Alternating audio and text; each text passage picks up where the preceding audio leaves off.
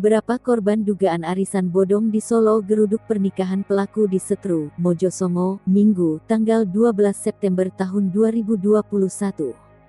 Para korban juga membawa karangan bunga. Mereka menuntut agar pelaku segera mengembalikan uang mereka. Selain itu, para korban yang semuanya adalah perempuan memasang karangan bunga yang sudah dikirim pada hari sebelumnya. Tindakan pemasangan karangan bunga itu memicu emosi dari keluarga dan terjadi keributan. Satu di antara korban ada yang dijambak rambutnya oleh salah satu keluarga pelaku. Kericuhan terus terjadi hingga mereka diusir keluarga pelaku. Para korban mengaku tertipu oleh pelaku yang bermodus lelang arisan daring hingga ratusan juta rupiah. Satu di antara korban, Baranuina, menyampaikan sistem arisan ini merupakan online. Dia juga sudah kenal dengan pelaku sudah lama.